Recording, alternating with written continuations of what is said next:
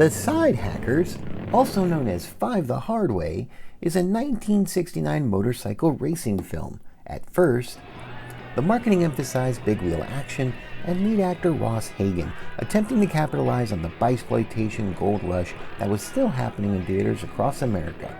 But Sidehackers actually hints at where exploitation films would be going in the next decade. Directed by Gus Trikonis, Sidehackers also stars Diane McBain, Michael Pataki, and Claire Poland. Somewhere in California, Rommel is a mechanic in love that also participates in an unusual type of motorbike racing on the weekends. His skills with all things motorcycle catches the attention of JC, a megalomaniac with an entourage, including Paisley, a girl that's looking for time with Rommel herself. When Rommel rejects her advances, Paisley convinces JC that Rommel assaulted her, and JC's crew responds by ambushing Rommel and raping and killing his fiancée before his eyes. When Rommel recovers, he recruits a crew and seeks revenge.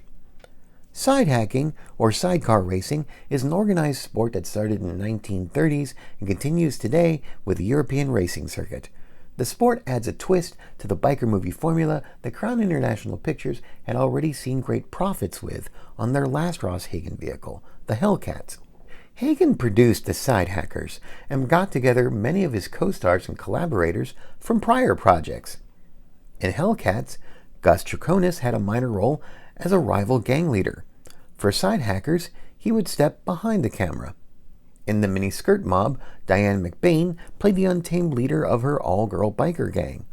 For Sidehackers, she would switch to the good girl role of Rommel's fiancée. Claire Poland was a pseudonym for Claire Poland, aka Mrs. Claire Hagen. Sidehackers would be the first of many shared screen credits for the Hagens over the next 3 decades. Sidehackers diverged from the biker formula in a couple of ways. Instead of the leader of a leather-clad Hells Angels analog, JC was more like a power-mad showbiz type, and there's a lot more bike riding and actual racing than the biker gang pictures usually budgeted for. But the bike angle gets dropped almost entirely after minute 35, when Rommel and his fiancée are attacked.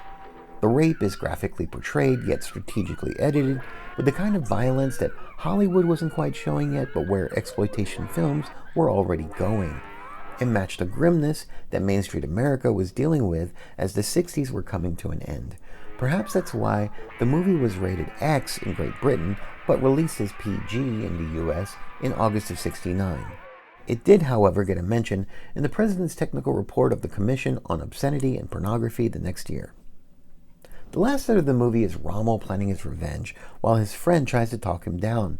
But Rommel's fate is sealed, and the audience gets a modern-day OK Corral starting around minute 73. Folks are getting their necks snapped, spines broken, there's bloody gunfire, and a final mano-a-mano battle between Rommel and JC. All the sidecar racing happens in the first 20 minutes of the film, and surprisingly, there's no on-screen injuries between the two races and the Bronco sequence, although there's a blink-and-you'll-miss-it Goldie Hawn appearance during race 2. And there is a sidecar appearance in the final race as well. Robert Tessier plays one of Rommel's recruits, and he's the best surprise in this film, partially because he's so much hairier here than in his most notable screen appearances. The 70s would move Tessier to that guy status, where his shaved head and easy smirk would be a special ingredient in many classic films, including The Longest Yard. Trikonis would marry Goldie Hawn in 1969. By the time their marriage ended, he was back in the director's chair, becoming particularly prolific on television through the 80s and 90s. Sidehackers starts off like a lot of exploitation films in the 1960s before pivoting into the kind of hopelessness that we write at home in the 1970s, especially in the kind of tales that the exploitation genres were unafraid to tell. If you're in the mood for a revenge tale of the dig to graves variety, this film might scratch that itch, but that's not the only way to watch this picture. In the 90s, the creators of the Mystery Science Theater 3000 series had enjoyed working on their Hellcats episode so much that they committed to Sidehackers sight unseen. And then they watched the film, and thereafter made it a policy to review any future films before selecting them for the show. They still managed to create their Sidehackers episode with some edits to the story and got some jokes out of the experience, but in their usual post-experiment scene, Joel and the robots seem to genuinely console each other over the film, not because of lack of quality, but because the film was so bleak. They find a silver lining as they sing new lyrics to the love theme of Sidehackers, Only Love.